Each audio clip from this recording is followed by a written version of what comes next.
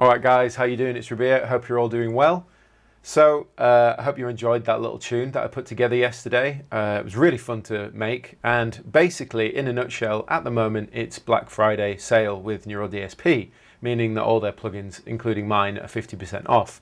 So I wanted to put together a little tune to show off the plugin to all those that aren't maybe aware of it or are new to Neural DSP, and just sort of show off the sort of expansivity, if that's the word, or how expansive the plugin is and what you can create with it, because my ethos when creating the plugin was to be able to be a production tool that you could basically just use that to create music. So within that song, all it is live drums, and it's all plugin. And I also wanted to focus on not using conventional guitar sounds, using mainly the synth, or a combination of a synth going through an amplifier, all using my guitar to essentially create a song, or a little track that lasts sort of a minute and a half or whatever. So I hope you enjoyed it, and as I say, I want to show you the session real quickly, show you the presets. What I also wanted to do is use presets that are included in the plugin when you download it. So I made over 100 presets.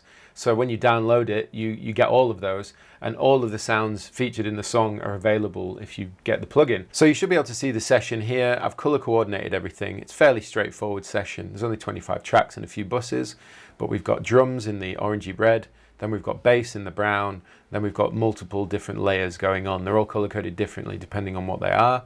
In terms of what we've got going on, we've got drum tracking that I did in there. So we've got our basic channels: kick in, kick out, snare top, snare bottom, overheads, 4 toms, a trash, a room mic, and then I created a virtual room with the Universal Audio software. I used the Ocean Way Studios, and then I smashed that with an 1176 compressor. But basically, the drums run into a master bus and also a parallel compression bus. On my master bus, I'm running an EQ, as you can see, and then I'm running a compressor, Shadow Hills compressor, and that's basically how I got the drum sound. Parallel compression, I'm just using Smash and Grab version 2.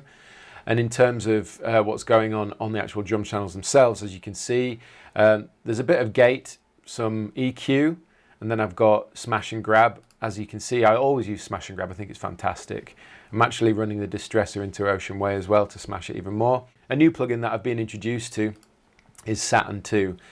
This is an incredible plugin for getting rid of some bleed, and considering my setup in there isn't exactly like pro clinical scientific mic placement, it's been really helpful to get the snare recording without loads of bleed. So this is how the snare sounds.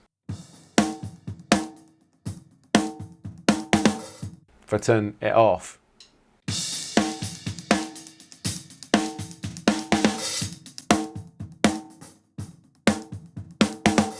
which is incredible. I think that's just so sick that you can do that. It's also nice that I'm actually not using any sampling or any sample augmentation on this particular recording. It's all just straight in, and I'm using a combination of EQ and compression. As I said, I've got that Saturn plugin on there, but there's no samples on this drum recording, so I'm actually quite impressed with how it sounds. But yeah, that's basically the drum recording. Let me just solo it so you can hear it on its own.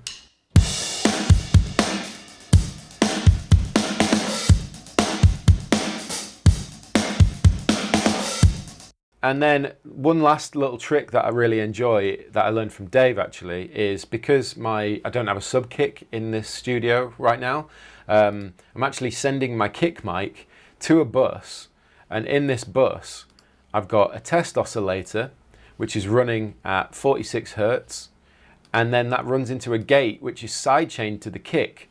And basically if I turn off the gate, you can hear that. Let me turn it up for a sec.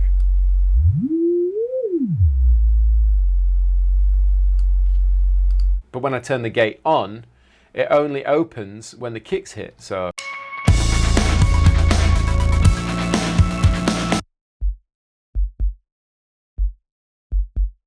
as you can hear, and I want it on a really quick hold, a relatively slow release, so it's got a bit of that bloom, and the attack really low so that it gives it a little bit of a punch. And if I, change the frequency, you can hear. That's the kick. I go.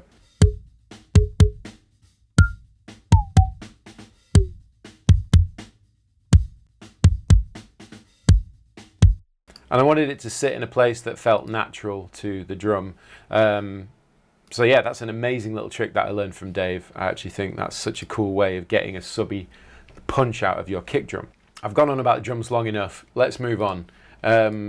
So let's start with the main sound, which is this bass synth sound.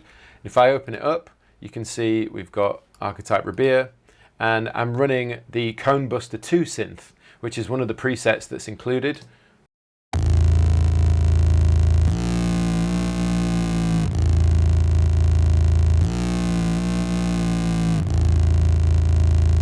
And that was kind of the main inspiration that started the tune off, really, was just that random little riff. In terms of what else is happening there, I've EQ'd it a bit. Because it's running through an amplifier, it's changing the sort of frequency response of the synth at the end of the day. The low end is going to be affected by the amplifier's ability. So what I'd done is doubled it up with a synth that just does. So you've got.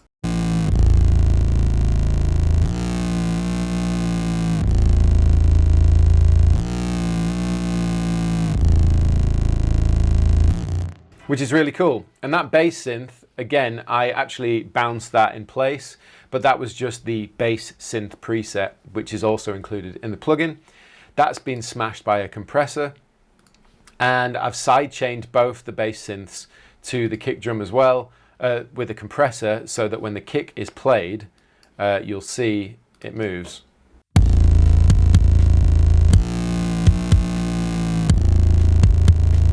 And the reason that I do that is so that it lets the kick drum be audible or more audible. It gives a little bit more definition to the kick drum when there's a lot of low end going on. The second bass synth sound .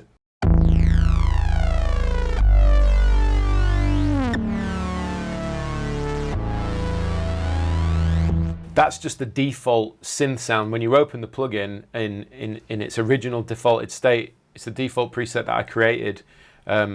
If you buy the plugin and you open it up for the first time, this is the synth preset. So you just move over to the synth, turn it on.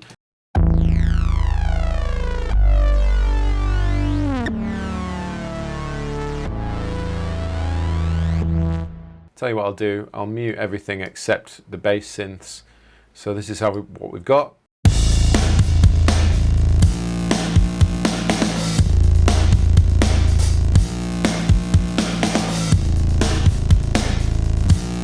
And then when we get to the chorus,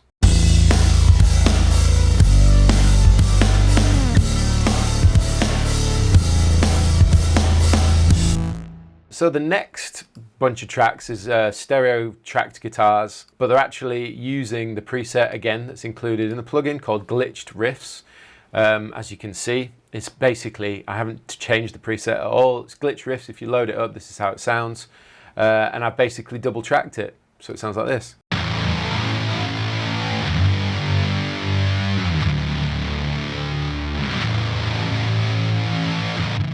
What's basically going on in that preset is I'm running the synthesizer through the amplifier with those settings. So if I just take one off for a second and I put the synthesizer in post, obviously the mix is down.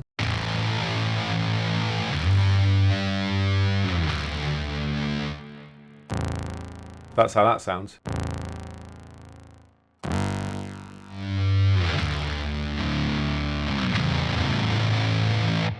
And that's giving me that nice thick low octave sound that comes with the guitar sound. So that, I guess, is the closest thing to a conventional guitar sound on this recording.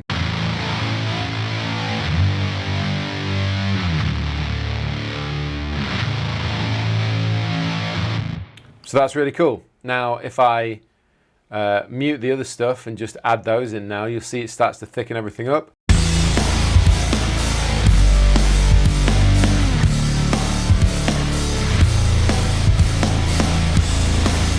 The next lot of tracks I've got, which are tracked left and right, is probably one of my favorite sounds that I came up with. Again, this preset is available if you download the plugin. It's called One Finger Glory.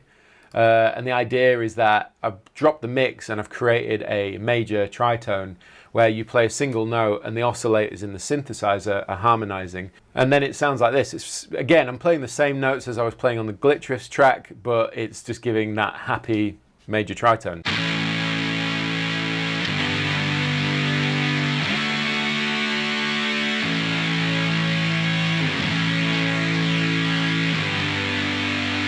which I think's such a cool thing that you can do. Again, it's using a guitar. It's not the most conventional sound, but it creates such an epic vibe.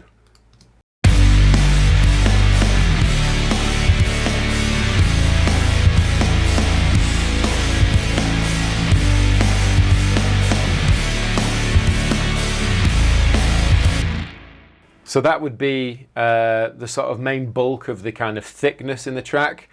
Then I've got what I would consider to be probably the most conventional guitar sound on the recording, and that is a Baswick preset, which I created for my baritone using the high gain amp. Even though it's a conventional guitar sound, I wanted to use it as an effect. So there's not actually a guitar track per se going on that's with a normal tone other than this.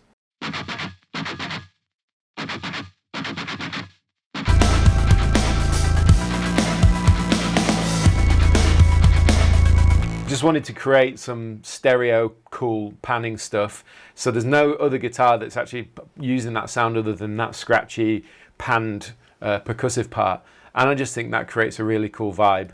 The next track down is the tap section that goes over the chorus.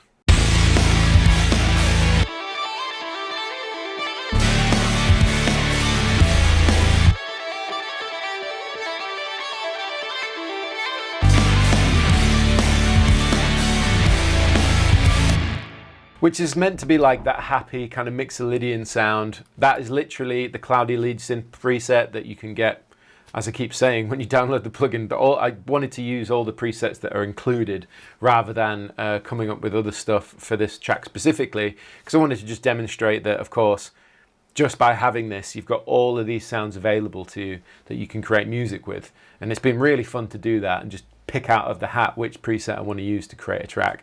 So I really love the cloudy lead synth preset, one of my favorites, one of the first ones I created, and I really like that. And that just creates a really nice synthy tapped part.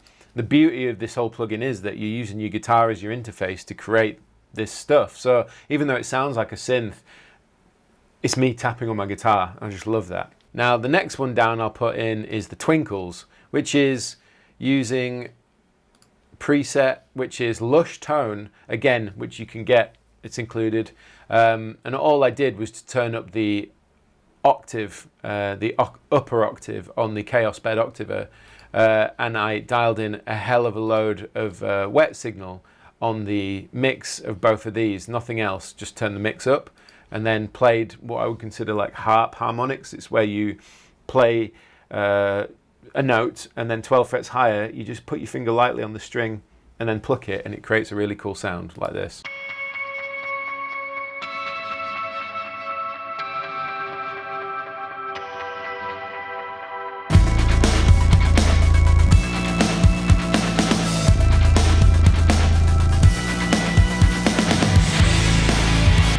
Then this is, again, I bounced this to audio, but this was using the Arpeggiator. So this is just a 16th note arpeggiator. There's no octave on, no other harmony, just the 16th note with the attack all the way down. And basically it's creating this sound.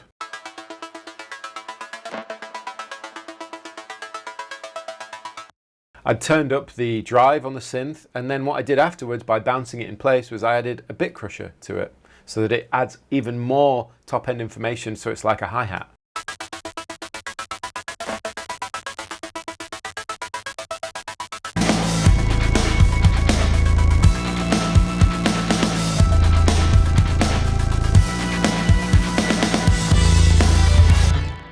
And then finally, the last layer that I've got going on is using the Arpeggiator.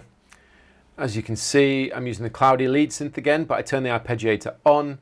I added 1 octave, and it's basically moving between 1 octave above, and it's just the root and the octave note in 8th note division, and it creates this sound.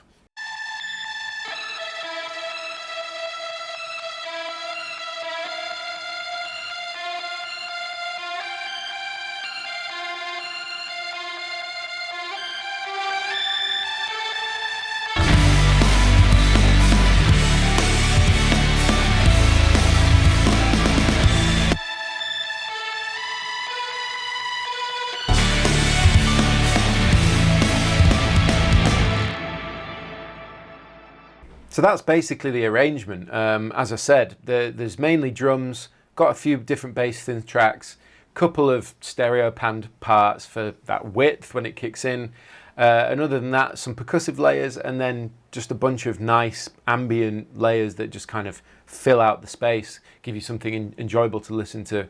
It is worth saying that, of course, with the plugin, you've also got the ability to use a doubler. So I have the doubler turned on, so I can just track a mono guitar track, but it gives me that width.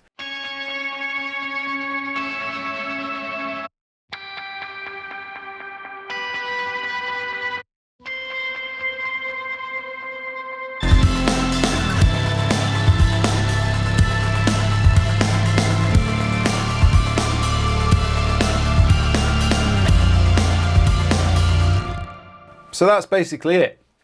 So a whole heap of Archetype Rabea with stock presets that come with the plugin. And then really, you know, it's not a massive mix tutorial or anything, but like I always say, I create master buses, different groups of things. So like we've got my drum master, my parallel compression master, then I've got a glitchy guitar, bus, basically just with a bit of EQ and compression. Same thing goes for the heavy guitar percussive part and for that happy tritone part as well, this bit. So they're all just running into their own buses so that I can EQ them all together with a bit of compression so everything glues together. And then on the mastering chain, what I've got going on is Shadow Hill's mastering compressor. Then that's running into an EQ, which is the dangerous audio, I guess, dangerous backs EQ, which I really like. Then I'm running into another compressor, the SSL bus compressor.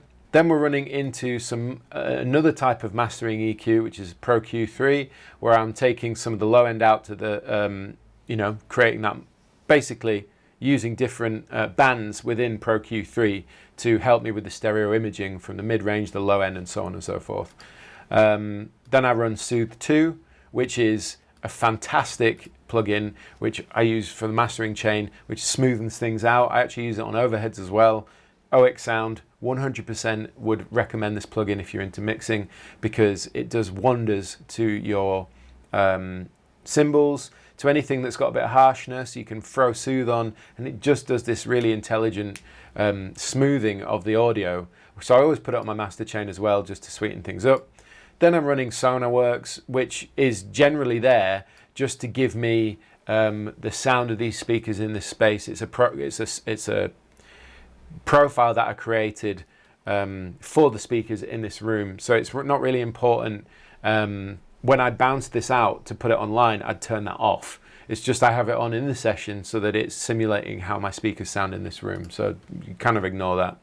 And then, because I was short on time, I actually ran the Mastering Assistant, which is a new feature within Logic. And it's kind of crazy, really. It analyzes your song and it just kind of throws on a bunch of EQ and compression and width and stereo imaging to give you, I guess, a nice mastering sound. So I wouldn't recommend this normally. Personally, I haven't really looked into it that far, but as I said, I was in a rush. I just wanted to get this track out. So I threw it on there, had a little mess around, and I was actually quite impressed with how it sounded, so I kept it on. So there you go. There is a quick look at this track using my plugin. As I said, I just wanted to quickly go over it and show you how easy it is to create a piece of music using the plugin. I really wanted it to be a production tool, a songwriting tool, not just a place to play guitar, even though it can do that as well.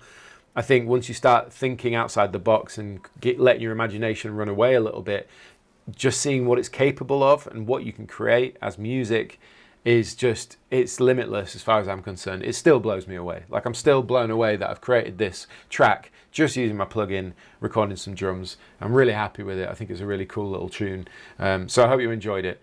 Anyway, that's this video. I plan to do more in the future, mix breakdowns and stuff. If there's any tracks that I've done that you'd like to see a mix breakdown of, please let me know. But I just wanted to throw this out there really quickly to show off the plugin mainly, and let you guys know that there's 50% off Black Friday sale with Neural DSP right now. I'll link in the description box below. But thank you to everyone that's picked up the plugin, tried it out, given me your thoughts and kind words on it. And I can't wait to hear more people using this and creating music with it. But anyway, thank you very much for watching this video. Please like, subscribe and share. Links in the description box. Until next time, I've been Rabea and I'll see you all very soon.